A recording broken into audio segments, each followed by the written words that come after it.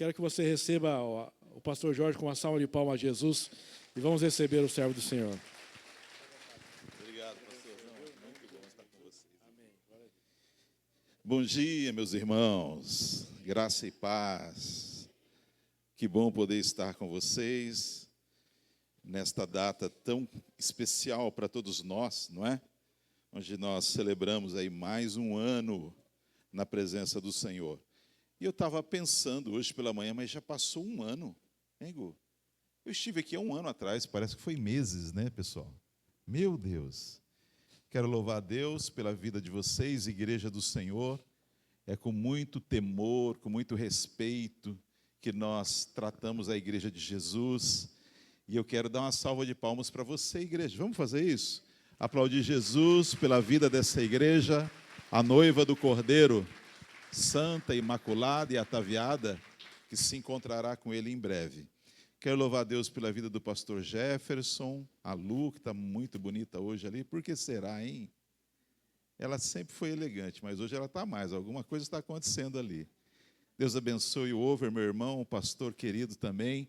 Eu vi o Over tocando sentado. Tem alguma coisa acontecendo, Beth?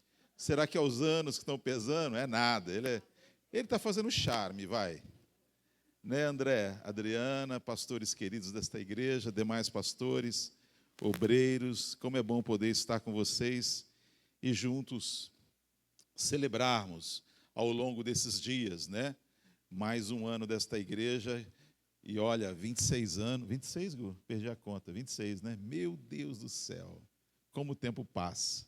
O pastor disse que esteve num culto com a gente, ele era jovem, eu acho que era também, e o tempo passou, e alguns irmãos queridos aqui que a gente ama de coração, estão aqui desde muito tempo, né? Cadê? Mas eu estava sentindo falta de alguns aqui, né? Mas eu já vi o Beirão ali, vi a Lazinha, são os nossos anciãs e anciãos, né? Eu vi a Piscuí dançando aqui, gente. Vocês viram? A Jussiane, me deu assim um devaneio. Eu viajei para quase 30 anos atrás, desde a outra igreja, né, Jussiane? Muito legal. Bom, sem muito saudosismo, trago um abraço dos irmãos lá de Indaiatuba, alguns irmãos com quem eu compartilhei que estaria aqui. Trago um abraço da minha esposa, que está lá também com o rebanho. Trago um abraço da minha família e que o Senhor Jesus continue abençoando e prosperando essa casa como tem sido desde muito tempo. Muito bem, vamos meditar a palavra do Senhor, capítulo 6, versículo 8, do segundo livro dos reis de Israel. Capítulo 6, a partir do versículo 8, é um relato. E dentro desse relato está acontecendo alguma coisa em Israel, e eu creio que a palavra de Deus, nesse contexto, é pertinente ao que nós estamos vivendo. Então, eu estava orando e pensando, e o que a gente fala, não é? Porque quando a gente se encontra assim, mais do que pregar, a gente busca em Deus uma palavra que tenha um contexto do céu, um pão fresco para alimentar a nossa alma, nos encher de alegria, de paz, de fé, de esperança, para nós continuarmos a nossa jornada servindo e amando ao nosso Jesus. Todos acharam? E o rei da Síria fazia guerra a Israel e consultou com os seus servos, dizendo: em tal e tal lugar estará o meu acampamento. Mas o homem de Deus enviou ao rei de Israel, dizendo: guarda-te de passares por tal lugar, porque os sírios desceram ali. Por isso o rei de Israel enviou àquele lugar de que o homem de Deus lhe dissera, e de que o tinha avisado, e se guardou ali não uma e nem duas vezes. Então se turbou com este incidente o coração do rei da Síria, chamou os seus servos e lhe disse: não me fareis saber quem dos nossos é pelo rei de Israel? E disse um dos servos: não, ó rei meu senhor, mas o profeta Eliseu, que está em Israel, fez saber ao rei de Israel as palavras que tu falas na tua recâmara, no seu quarto de dormir. E ele disse: vai, vê onde ele está para que envie e mande trazê-lo. E fizeram saber, dizendo: eis que está em Dotã. Então enviou para lá cavalos e carros e um grande exército, os quais chegaram à noite e cercaram a cidade. E o servo do Senhor, e o servo do homem de Deus, se levantou muito cedo e saiu. E eis que um exército tinha cercado a cidade, com cavalos e carros. Então o seu servo lhe disse: ai, meu senhor, o que faremos? E ele disse: não temas, porque mais são os que estão conosco do que os que estão com eles. E orou Eliseu e disse: Senhor, peço-te que lhe abra os olhos para que veja. E o Senhor abriu os olhos do moço e viu. E eis que o monte estava cheio de cavalos, carros de fogo em redor de Eliseu. E como desceram a ele, Eliseu orou ao Senhor e disse: fere, peço-te, esta gente de cegueira. E feriu-a de cegueira conforme a palavra de Eliseu. Então Eliseu lhe disse: não é este o caminho, nem é esta a cidade. Segui-me e guiar-vos-ei ao homem que buscais. E os guiou a Samaria. Sucedeu que, chegando eles em Samaria, disse Eliseu: ó Senhor, abre os olhos para que vejam. O Senhor lhes abriu os olhos para que vissem. E eis que estavam no meio de Samaria. E quando o rei de Israel os viu, disse a Eliseu: feri-los-ei, meu pai. Mas ele disse: não o ferirás. Ferirás tu, que tomastes prisioneiro com a tua espada e com o teu arco? Põe-lhes diante pão e água, para que comam e bebam, e se vão para o seu lugar. Amém. Feche os teus olhos, não a sua Bíblia, vamos orar. Nossa gratidão, Senhor, a Ti, o nosso temor e o nosso coração inteiramente curvado ante a Tua majestade, é o mínimo que nós devemos fazer. Louvamos ao Senhor pela Tua presença neste lugar, pelo Teu cuidado para com as nossas vidas ao longo desses anos, pela Tua provisão, pela Tua mão, pela fé que envolve a nossa alma e o nosso ser. Pedimos ao Senhor, Pai, que amplie a Tua graça sobre nós neste momento de culto. Que a Tua palavra, fiel, única e suficiente, venha colocar em fuga toda enfermidade, quer no corpo, quer na alma, toda escassez, toda miséria, em nome de Jesus. Toda enfermidade, Senhor, vai dar lugar à plena saúde e o Senhor nos ampliará a visão para os próximos anos. É o que nós pedimos, oramos e cremos no nome de Jesus. Amém. Glórias ao Senhor. Muito bem. Esse relato nas Escrituras é um relato muito interessante. Diz respeito a uma condição isolada que, diferente das outras vezes, coloca o profeta no meio de uma guerra. Não era comum isso acontecer. O ministério profético acontecia sempre antecedendo, não é, as afrontas de Israel, mas desta vez a guerra chega ao profeta. Dessa vez o inimigo vem e vem com o endereço certo. O inimigo vem para pegar a pessoa certa, que é o profeta. Israel, no Antigo Testamento, vivia tempos, hora de paz, hora de guerra, hora de santificação, hora de pecado, hora de obediência, hora de desobediência, e os profetas tinham um papel fundamental. O ministério profético do Antigo Testamento, ele tinha como primazia, assim como os profetas do Novo Testamento, dar direção ao povo, dar direção ao magistrado, ao rei. O ministério profético, ele era responsável por ser voz de Deus no meio do povo. Diz a palavra do Senhor que não havendo profecia, ou não havendo manifestação profética, o povo se corrompe. E essa verdade cabe para todos os tempos. Uma igreja que não tem uma voz profética é uma igreja que corre riscos de sofrer baixas de guerra. riscos de tomar um caminho escuso, um caminho diferente daquilo que Deus propõe. Mas graças a Deus, pelos profetas de Deus, que Ele levanta. E não só para a igreja. Deus levanta profetas para a sua vida pessoal, para a sua família, para a sua história. Quantos creem nisso? Digam amém. Agora eu quero perguntar, existe profeta de Deus aqui nessa casa? Quantos podem levantar a mão? Então nós estamos no rumo certo. A palavra profeta significa boca de Deus. E cada vez que um profeta se levantava para falar, ele gerava controvérsias. Porque alguns acreditavam e outros não. Dos mais sofridos dele, talvez fosse o profeta Jeremias. Jeremias, talvez um homem de temperamento fleumático, chorão, frágil.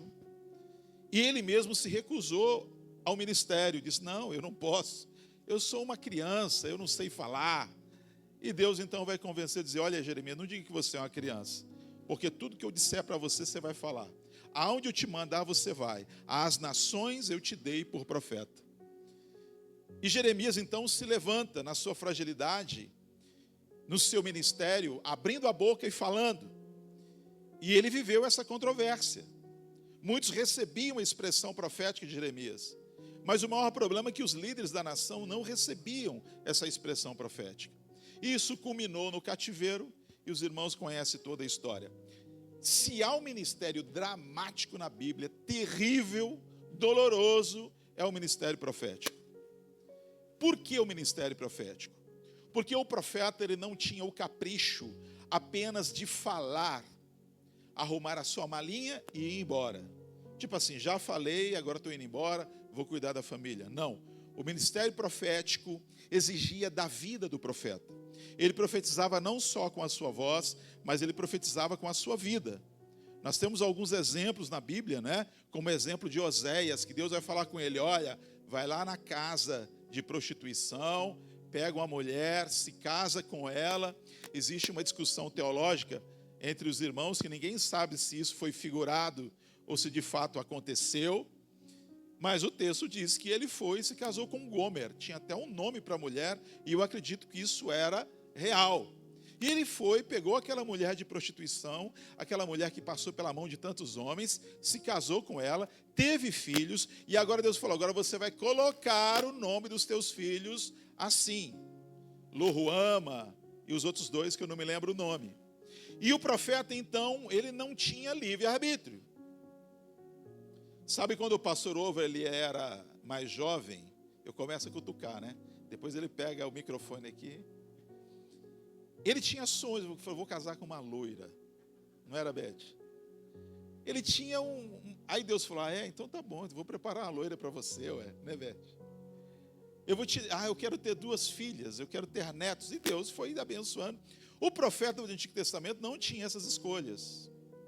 Aliás, quanto mais íntimo nós somos de Deus, mais Deus vai nos tirando das nossas escolhas, percebe isso? A gente perde o nosso livre-arbítrio, a gente não tem domínio sobre nada. A gente de repente olha para trás, a vida passou-se 26 anos da igreja, 25 de casamento, 30, 40, 50, e você mora numa cidade que você não queria morar, frequenta uma igreja que você não imaginava frequentar, entrega a sua vida aos cuidados de pastores que você andava de bicicleta com ele. Não é isso, Gu? De vez em quando eu olho uns vídeos, eu lembro do Gu. O Gu era tentado, gente. Graças a Deus que Jesus salvou, libertou, deu uma família, né? O profeta não tinha esse capricho. E ele se casou com uma mulher, teve os filhos, colocou os nomes dos filhos. Nós temos um segundo profeta que é o Jonas. O Jonas, a vida do profeta era uma expressão pura profética, que até a desobediência do profeta culminava num ato profético.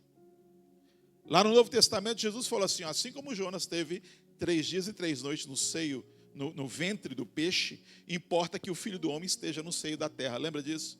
Até a desobediência do profeta que levou ele a ser engolido lá pela baleia, ou o grande peixe, serviu de expressão profética para algo que aconteceria no futuro. A vida do profeta era algo singular. O profeta ele era separado, santificado para viver Deus na terra.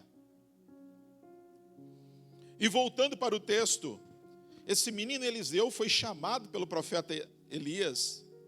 Deus havia falado a Elias, mas não havia falado diretamente a Eliseu. Olha, você vai escolher o menino Eliseu para ser profeta em teu lugar. Elias passa por ele, lança a capa e falou, continuou andando, falou, você já sabe o que Deus fez com você, né? Estou indo. Ele corre atrás de Eliseu, falou de Elias e disse, olha Elias, espera um pouquinho, porque eu estou arando aqui as terras do meu pai, eu preciso beijar meu pai, minha mãe, preciso despedir dos meus amigos, então tá bom, mas seja rápido. Ele voltou, fez um grande churrasco ali com aquelas vacas, né? E fez uma festa com todo mundo, e por 11 anos, Eliseu deitou água às mãos de Elias. Essa expressão, deitar água às mãos de Elias, significa servir a Elias. É verdade, o que precede o ministério profético é uma outra expressão profética, que é servir. Quantos servem aqui? Eu vou provocando vocês, amém? Nós temos servos aqui, nós temos profetas e nós temos servos aqui também. Veja só, e no auge do seu ministério, nós temos aqui uma demanda diplomática. O rei da Assíria, movido pelas suas ambições, num tempo de guerra, ele se levanta contra Israel. E a ideia dele era cabal. Era uma ideia que resolveria sem lançar uma flecha ou uma lança. Vamos armar uma emboscada ao rei de Israel. Vamos pegar o rei e assim toda a nação se rende. Mas o problema do rei da Síria é que Israel tinha um profeta. E o profeta, numa revelação de Deus, diz ao rei, olha rei, não passa em tal lugar, porque é uma emboscada para você pelo rei da Síria. E o rei não passa, o rei não foi lá. E o rei da Síria ficou invocado, porque ele marcou isso várias vezes. Falou, olha, nós vamos em tal lugar agora, ele vai passar por lá. E ele não passava. E nessa ele se levantou contra os seus e disse, quem de vocês aqui é por Israel e pelo rei de Israel? Porque tudo que eu estou falando dá errado, não funciona. E alguém disse, então rei, o problema não somos nós. O problema é que existe um profeta em Israel que tem visão. Ele vê, ele sabe. E aí os teus planos são frustrados. Falou, então já tive uma segunda ideia maravilhosa. Não vamos pegar o rei, vamos pegar o profeta. E ele manda ali um exército para Dotã, como nós lemos o texto, se encontra com Eliseu, e naquele encontro com Eliseu, já estava tudo armado. Porém, ele estava lidando com o profeta. Ele estava lidando com o servo de Deus. E as coisas não deram muito certo para eles. Na verdade, o que eu quero falar sobre esse texto ele é envolto por um pensamento moderno que nós temos hoje, que é o pensamento da visão. O pastor Josué Campanhã, muito meu amigo lá em Indaiatuba, ele tem um ministério chamado Envisionar, não sei se vocês conhecem, que abrange o Brasil inteiro. E eu perguntei para ele, ô Josué, mas envisionar, essa é uma palavra que você inventou, porque na língua portuguesa, ele falou, pois é uma palavra possível. Envisionar é a ideia de se desenvolver visão, e visão de longo alcance, não visão apenas para um momento, visão para além, visão para 25, 26 anos, visão para 30 anos, 40, 50 anos, visão alongada. Os coaching falam muito sobre isso hoje. Você precisa ter visão. No Rio de Janeiro desenvolveram uma gíria, e a gíria é, irmão, pega a visão. Já ouviu essa? Pega a visão, e aí ele desenrola a ideia. O texto que nós temos está envolto por visões e falta de visão. A primeira visão que nós temos aqui no versículo 8 é a visão do mal.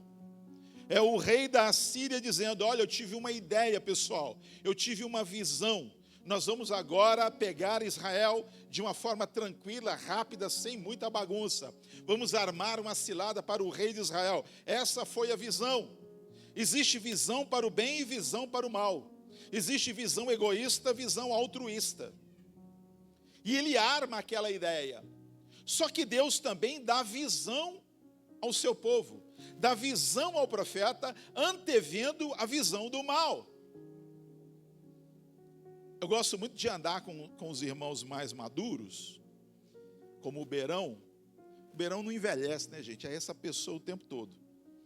Que aí você conversa com ele, dando uma ideia, olha, o que você acha?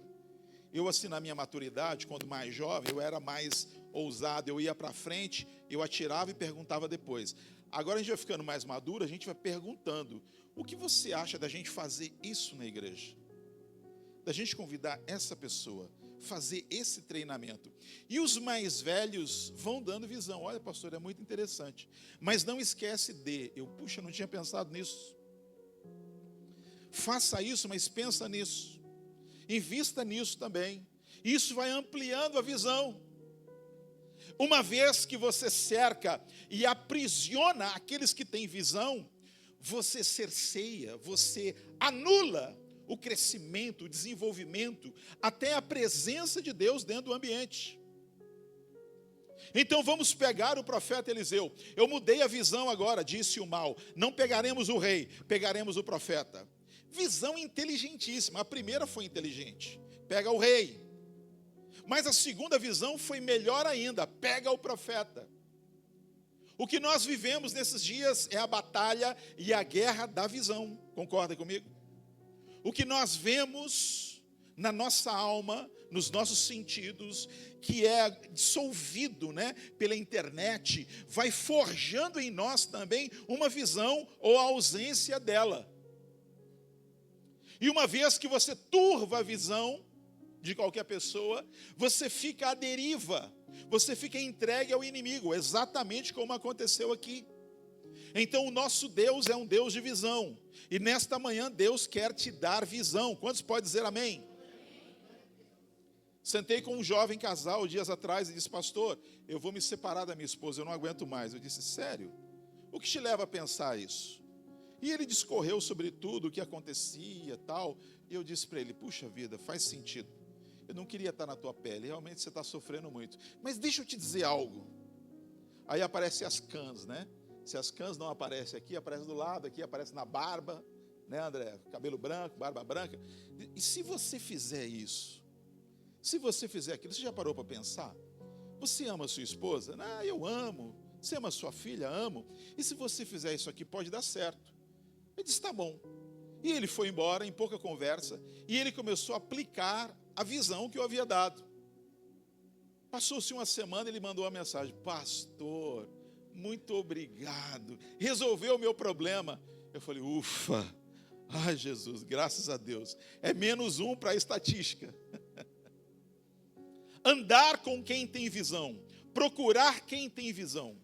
E é interessante se pensar que a visão, ela acontece depois de ouvir. Atos dos Apóstolos, capítulo 2, versículo 1. De repente veio do céu um quê? Som, como de um vento veemente e impetuoso que encheu toda a casa. Aí foram vistas línguas repartidas como de fogo, as quais pousavam sobre cada um deles, e eles começaram a... Essa é a tríplice ideia do reino de Deus. Primeiro nós ouvimos, depois nós vemos, depois nós falamos. Uma igreja que vive em confusão, em conflito, é a igreja que fala primeiro, para depois ouvir, depois tentar enxergar, mas aí já não está enxergando mais nada. Eliseu então é cercado por aquele exército que tinha uma visão. O moço de Eliseu, nem sempre andar com quem tem visão te faz ter visão. Porque a visão não vem de quem vê, a visão vem do Senhor Deus.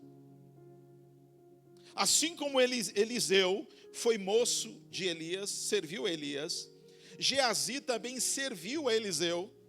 E quando Geazi levanta pela manhã, e a primeira coisa que ele vê,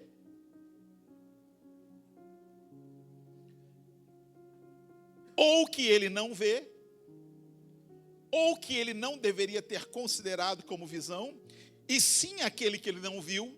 Está complicado? Não, não está, né? Desesperado, ele procura Eliseu e fala: Senhor, acordei aqui para escovar os dentes. Quando eu olhei, exército sírio para todo lado. E eles vieram buscar a nossa cabeça. A falta de visão gera desespero. E agora, o que a gente faz? Para onde a gente vai? Como que a gente resolve esse dilema? Eu já vivi isso aqui nessa igreja algumas vezes, né? Lá na juventude. De acordar assim e dizer: meu Deus, é hoje, tem que pagar o aluguel. Tem que fazer isso. E agora? O que eu faço? Vinha o desespero. Vinha a angústia. Vinha o medo. Desespero, angústia, medo, querido, são sintomas oriundos da ausência de visão. E aí ele pega o profeta, deixa eu conjecturar aqui, né? Com a xicrinha de café, soltando fumaça, espreguiçando. Que noite boa nós tivemos em Geazi. Que noite boa! Olha lá o exército de Geazi. Você não está enxergando, você não está vendo. Deixa eu orar por você. E o profeta ora pelo menino.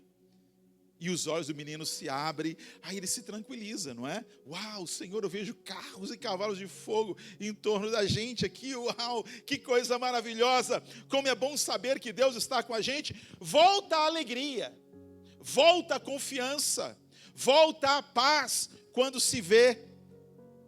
Ele estava num estresse, ele estava numa deprê, ele estava mal, não pela realidade em volta, mas pela ausência de visão. Quando veio a visão, esse menino se encheu de alegria. Se fosse nosso tempo, falaria línguas, cantaria canções. Nós estamos aqui no dilema da visão. Vocês estão comigo? Quantos podem dizer amém aí? A visão do mal pelo rei. Ideia genial para quem está em guerra. Só que não era o que Deus queria. Deus então frustra a visão do rei. E Deus começa a dar visão a Israel. Deus dá visão ao profeta. Mas precisou dar visão para quem anda com o profeta, porque mesmo andando com o profeta, não garante que você tenha visão. Aí eu ando com o pastor Jefferson, eu ando com os pastores da igreja, parabéns, continue andando. O que te garante, pelo menos, é que quando você não tiver visão, alguém terá por você, isso já é um alento. Porque imagine você não ter visão e não tem ninguém para te guiar. Isso é horroroso. Mas não fique feliz por isso. Porque o ideal do reino de Deus é o profeta com quem você anda ter a visão e você também ter visão. Ah, não, mas eu tenho um pastor, eu tenho um líder que ora por mim, eu tenho um intercessor e tal. Então tá tudo beleza, qualquer coisa eu ligo. Ô, irmã Lazinha, me entrega uma palavra aí. Eu estou aqui numa tribulação, peraí. Não tem igrejas assim? É simples, meu irmão. Você nem precisa querer enxergar, ter visão, porque sempre tem alguém que vê para você, tá fácil, não é? Os olhos daquele menino se abriu, mudou a vida dele, mudou o emocional dele, concorda comigo? Mudou a confiança dele. Eu quero insistir com você, me perdoe se eu estou sendo redundante, mas eu quero insistir com você. Quem não tem visão sofre na alma, sofre no corpo, sofre no bolso, sofre espiritualmente, vive à deriva.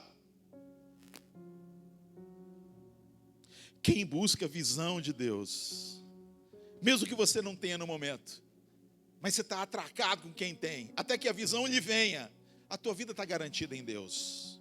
Vai dar tudo certo. Teu casamento vai ser um casamento perfeito. Seus filhos, seus netos, sua saúde física ou emocional, seu ministério, seu chamado, seu negócio, sua vida, a sua moral, o seu padrão ético, tudo vai caminhar linearmente bem, porque você anda debaixo de visão. Mas visão também pode ser aquilo que a gente ora tem e ora não tem. E visão também pode ser aquilo que você imagina que o outro tenha, mas o outro não tem. E quando esse outro que não tem, não se trata de alguém, mas alguém de relevância, alguém de autoridade. Misericórdia, pastor. O que é isso?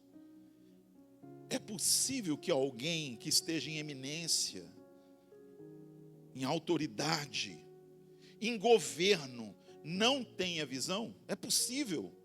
Olha, meu querido, não é bom, não é recomendável, mas é possível.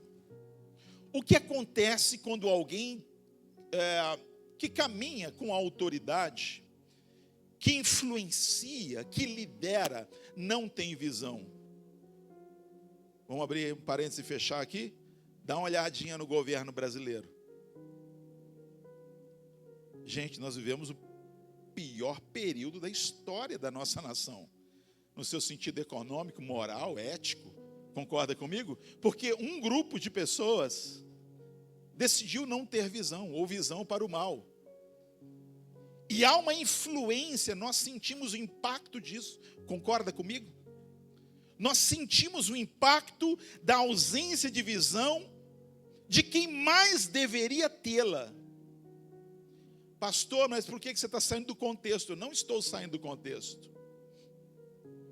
Porque quando Eliseu traz aquele exército cego dessa vez para o centro de Samaria, o rei de Israel, aquele que tinha autoridade, aquele que tinha unção, aquele que tinha o governo, a influência, não tinha visão. Meu pai, vamos matar todo mundo aqui. Vamos aproveitar que eles estão aqui, vamos pôr o exército em volta. Ô meu amigo, cadê a tua visão, colega? E o profeta responde: porventura você traria ao fio da espada aqueles que você fez como refém na guerra, com o seu arco e com a sua lança? Até o rei precisa de visão. E às vezes ouvir para ver, dentro dessa tríplice regra que nós estamos colocando aqui. Já pensou se o rei fala assim: cala a boca, profeta, eu sou o rei, eu vou resolver o negócio do meu jeito aqui? Não tem gente assim? Imagine, mulher, você não sabe de nada. Antigamente, os maridos eram meio chucro, né? Hoje, graças a Deus, tempos modernos, as coisas mudaram. Cala a boca, eu vou resolver do meu jeito aqui. Quieta aí, menino. Vamos matar todo mundo aqui, vamos resolver essa parada. Pega a espada, matou todo mundo. O rei da Síria ficaria sabendo. Viria com um exército muito maior, estava feita a bagunça, concorda? Mas quem tem visão, disse ao rei: não faça isso. Muito pelo contrário, pega pão, água, vamos fazer aqui um almoço, vamos fazer aqui um jantar para esse povo. E os olhos daqueles que estavam cegos tornaram a ver, e eles se viram cercados ali. Mas ao mesmo tempo que eles se viram cercados, eles viram um banquete colocado diante deles pelos seus inimigos. É o paradoxo da visão. Quando você pensa que você tem que atacar, às vezes eu fico pensando assim: eu vou pegar aquele líder, eu fico a semana inteira ensaiando. Você faz isso também, Igor? O sujeito é líder, o sujeito é pastor, e ele me dá uma bola fora dessa. Oi, irmão, graça e paz, tudo bem? Como vai? Preciso ter uma reuniãozinha com você. Pode ser na quinta-feira, 14h? Ô, pastor, pode sim. Irmão, eu já chego com a espada, com a lança, com a granada na mão. E aí o Espírito Santo fala comigo assim: o que você está fazendo? Senhor, esse cara precisa aprender uma lição. Tá bom, mas é você que vai dar a lição nele, do seu jeito. Você sabe das consequências do que você vai falar, do que você vai fazer, do que você vai fazer com ele. Aí eu digo: puxa, peraí, calma lá. Lembra que eu disse que primeiro a gente ouve, depois a gente vê? Quantas vezes você já tirou o pino da granada sem ouvir? Você ficou cego pela ira. Mas vai ouvir, eu vou lá agora. E você vai e leva a granada na mão e conversa com o cara e solta o pino e joga no pé dele. Bum! Depois você fala: o que eu fiz? Porque você não ouviu. Eliseu diz ao rei: baixa a bola, profeta, que sou eu. Segura o reggae aí, porque nós vamos fazer do meu jeito. No paradoxo da visão, quem não enxerga se dá mal. Quem não enxerga, quando abre os olhos, está feita besteira. Mas como eu mesmo disse, é um paradoxo. Então muitas vezes você não enxerga, e quando você abre os olhos, as coisas estão melhor do que estava antes. Uau! Eu estou no meio dos meus inimigos, mas não vejo espada, não vejo lança. Eu vejo aqui um banquete e o pessoal pode sentar, vamos comer, vamos servir vocês aqui. O que está acontecendo? É porque quando nós trabalhamos o fator visão dentro do reino de Deus, Deus até permite que a cegueira, de alguma forma, nos traga graça profunda. Se você olhar um contexto teológico que nós temos como base primaz para a vida cristã, João capítulo 3, e nós temos o textual, João 3,16, não é? O que é o capítulo 3 de João? O que está acontecendo ali? É o Nicodemos, sem visão, ele era mestre em Israel, vai se encontrar com Jesus, vai conversar com Jesus sobre visão. Quando ele chega lá, ele fica mais cego do que ele já era. E o capítulo 3 é lindo, porque Jesus chega para ele, não é num papo de mestre, aqui nós estamos falando de conversa de gente grande. Então, Nicodemos, aquele que não nascer da água e do Espírito, não pode ver o reino de Deus. Nicodemos sem visão, mas como é que pode alguém nascer sendo velho? E aquele momento daquela ausência de visão para um e da visão do outro, em se tratando de Jesus, Jesus discorre teologicamente aquilo que vai gerar visão em nós. Tenta entender a Bíblia sem João 3. E nós temos outras situações. A mulher no poço de Jacó. A Rebeca estava ministrando aqui, muito linda, né? Como sempre. Esse texto fala de adoração.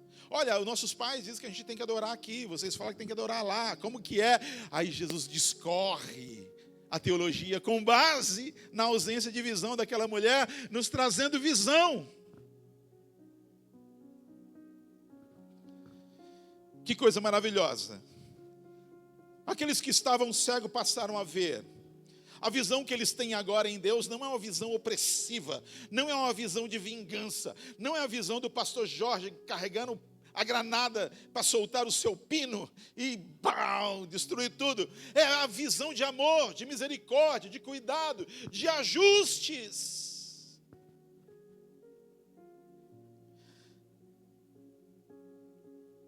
E veja só, esse exército que também estava debaixo de visão. Qual era a visão? Visão do seu superior. Superior este que tentou uma vez, deu errado. Tentou a segunda vez, está dando errado também. E eles estavam ali em obediência. Porque é possível não enxergar e ainda assim estar em obediência, e Deus honra estes, mesmo obediência cega e ignorante, mas na simplicidade e na humildade.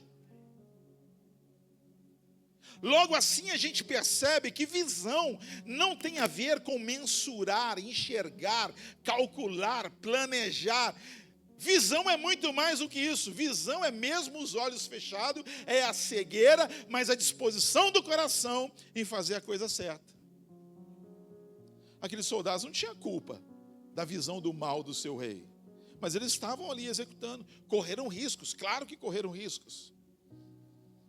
Ia ficar na ponta da espada do seu inimigo. Mas quem tem visão, tem discernimento, tem graça, tem revelação.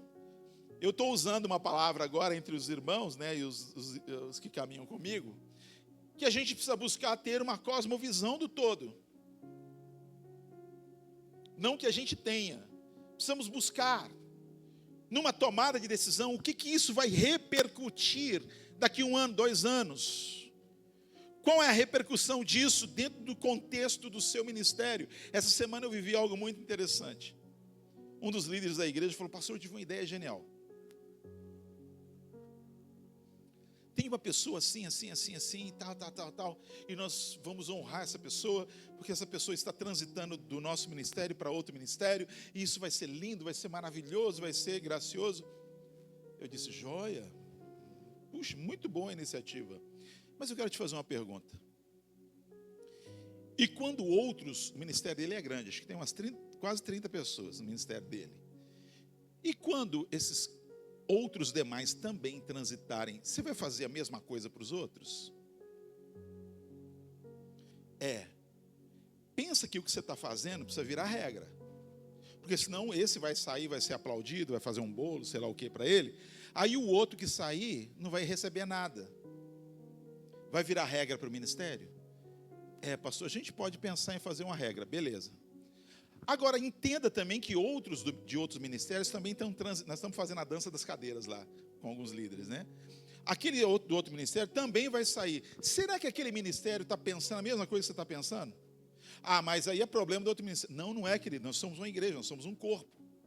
O que acontece aqui vai precisar acontecer lá, porque ele vai ver o que você vai fazer para um aqui, e ele vai sair de lá, e os outros não pensaram, não tiveram a visão da mesma coisa, e pode gerar ferida lá. E num contexto de igreja, precisamos desenvolver essa visão cosmo na igreja.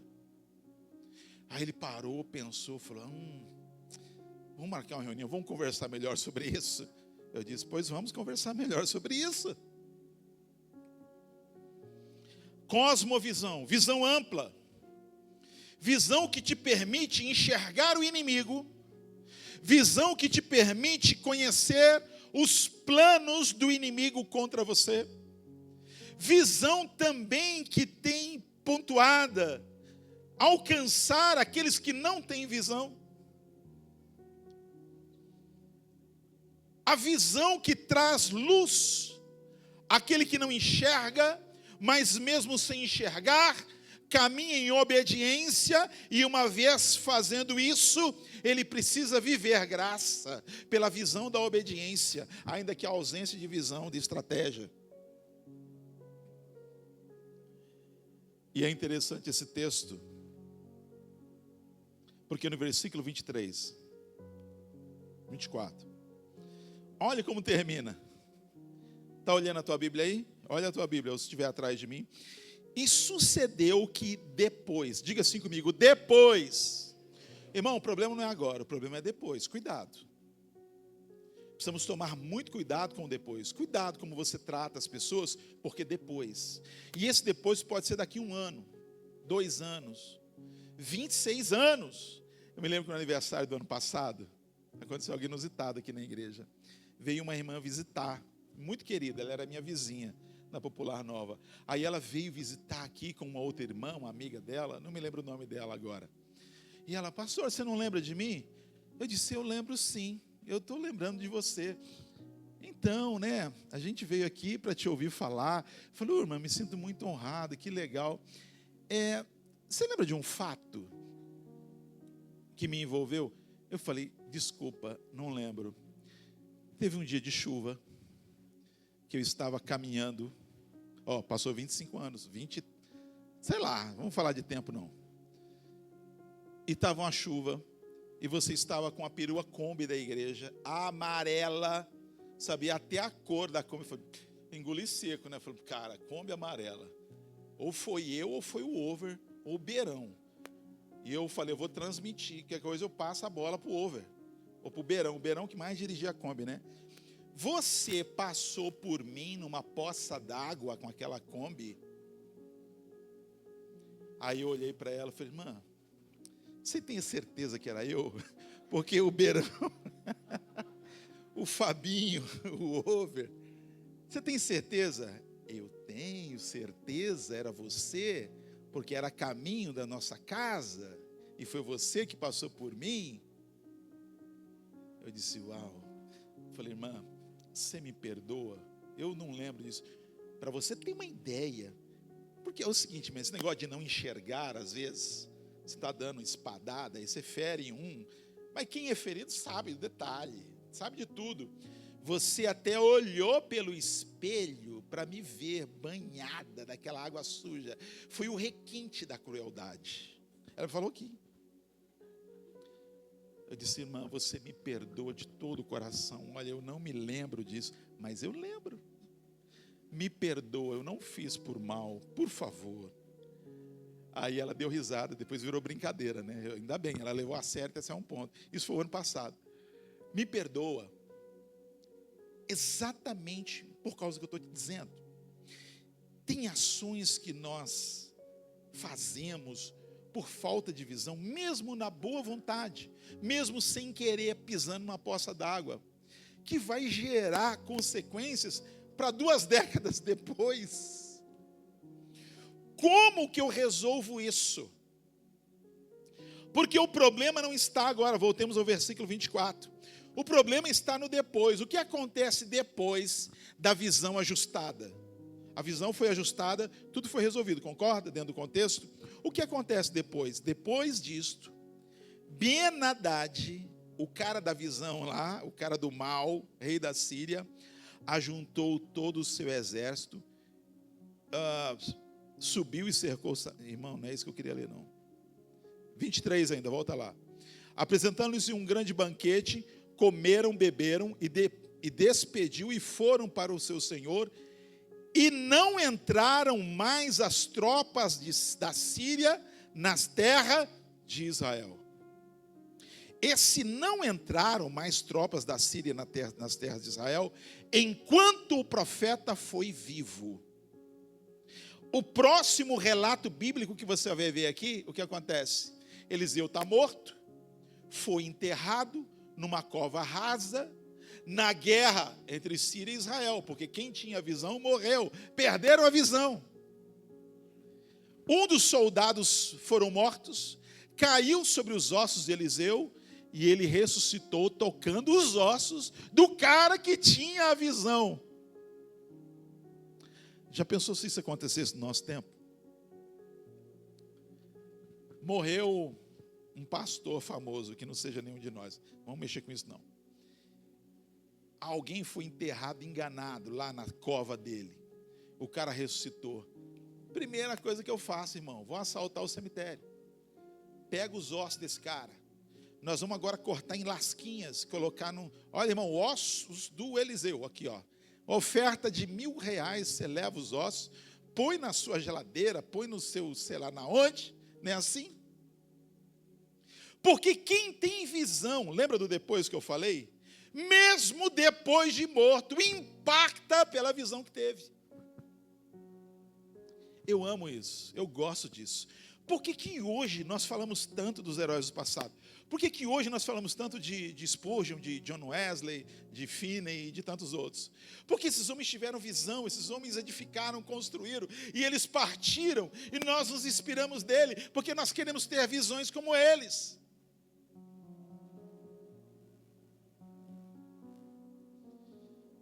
Se nós pudermos hoje, eu não sei, eu vou dizer o que eu penso.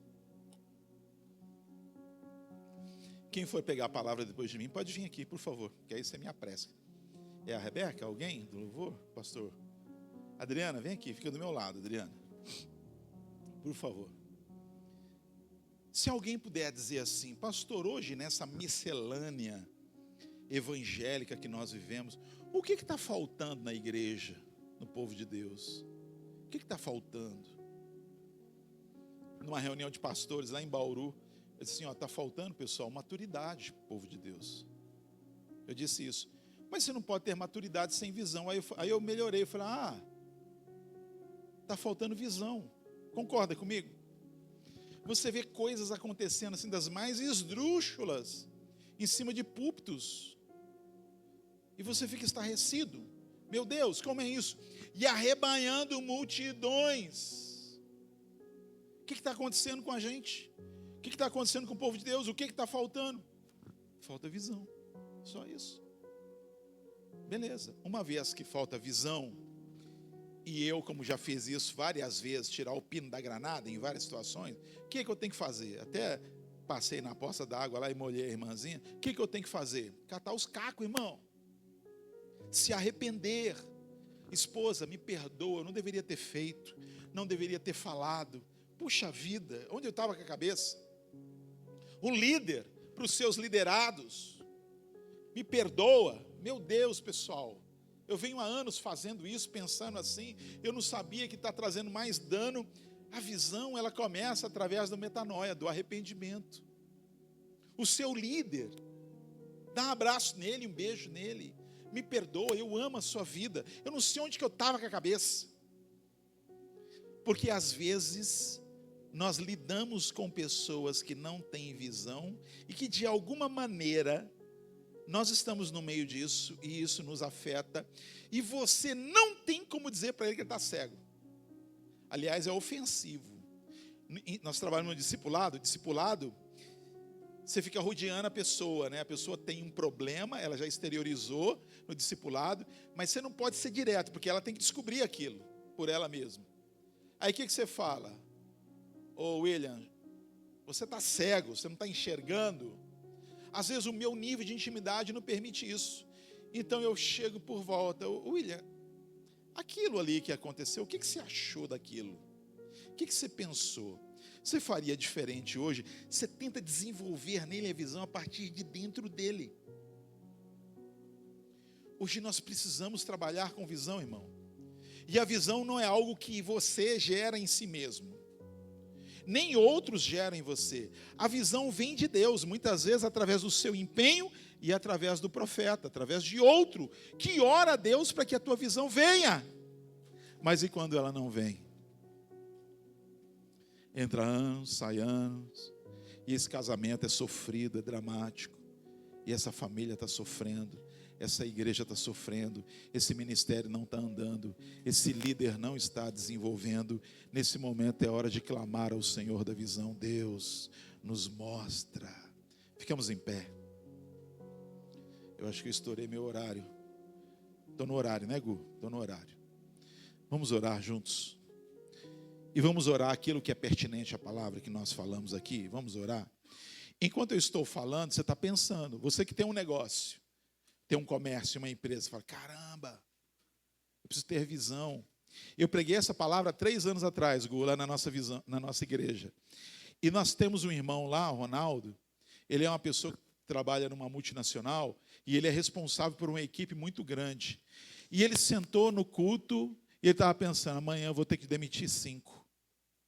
Chegou a crise, a John Deere está com uns problemas na parte de construção civil, é a minha área, vou demitir 5 pessoas. E eu estava pregando essa palavra. E no final da pregação eu disse assim, olha, você que está pensando em demitir no seu setor, na sua empresa, no seu negócio, Deus está te dando visão, você vai preservar essas pessoas. Ele perdeu o fôlego na hora, perdeu o fôlego. Falou, Deus está falando comigo. Mas ele disse, Senhor, se o Senhor está falando comigo, eu preciso enxergar. Eu preciso de uma estratégia para não mandar esses 5 embora. E foi no finalzinho do culto assim. E nós começamos a orar, e começamos a orar. Quando foi à noite, Deus deu a ele uma ideia extraordinária. Ele voltou para a empresa. Ele desenvolveu ele fez um balacobaco lá, técnico.